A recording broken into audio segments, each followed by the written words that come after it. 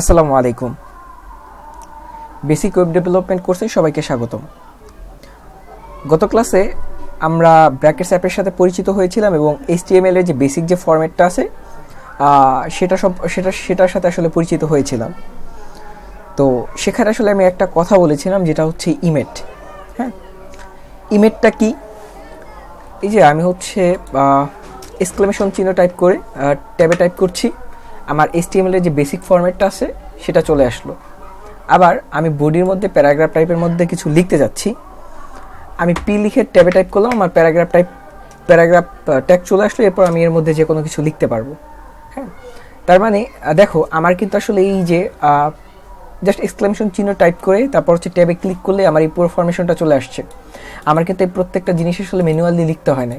আবার just P type করে আমি ট্যাবে ক্লিক করেছি, আমার হচ্ছে গিয়ে পি ট্যাগ চলে আসছে। আমার কিন্তু ম্যানুয়ালি পি ট্যাগ টাইপ করতে হয় না।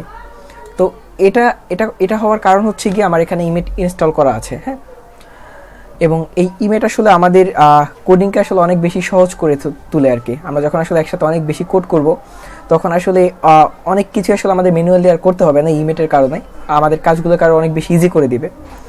সো আমরা এখন এই ইমেটটা আসলে কীভাবে ইনস্টল করব, হ্যাঁ, সেটাই আসলে আমি আজকে মূলত আমার এই ভিডিওতে দেখাবো।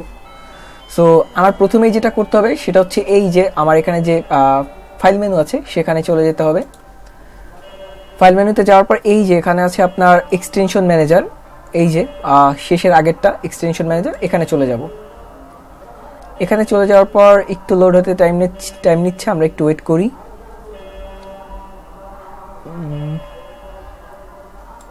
লোড হয়ে যাওয়ার পর আমি এখানে সার্চ করব, সার্চ বারে হচ্ছে গিয়ে টাইপ করব ইমেট। এবং আমি এখানে সার্চ করার পর আমার কিন্তু এখানে দুইটা অপশন চলে আসছে। এর ভিতর 2 নাম্বার যে অপশনটা সেটা দেখেন, শুধু ইমেট লেখা। এবং এটা এই যে এখানে যদি খেয়াল করেন, আমার অলরেডি ইনস্টল করা আছে, এই জন্য এখানে ইনস্টলড লেখা। আপনাদের যেহেতু হচ্ছে ইনস্টল করা থাকবে না, সেহেতু এই যে উপরের অপশনটার মতো এখানেও ইনস্টল অপশন থাকবে। আপনারা হচ্ছে এখানে ক্লিক করে ইনস্টল করে নেবেন। হ্যাঁ, জাস্ট সিম্পলি হচ্ছে ক্লিক করলে এটা ইনস্টল হয়ে যাবে।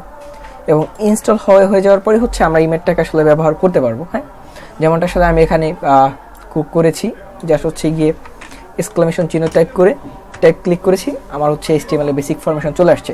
এরকম আসলে অনেক কাজই আসলে কোডিংকে আসলে ইজি করে দেয় আমার এই ইমেট। হ্যাঁ, সো আশা করি সবাই বুঝতে পেরেছেন ইমেটটা কি এবং কীভাবে ইনস্টল করতে হয়।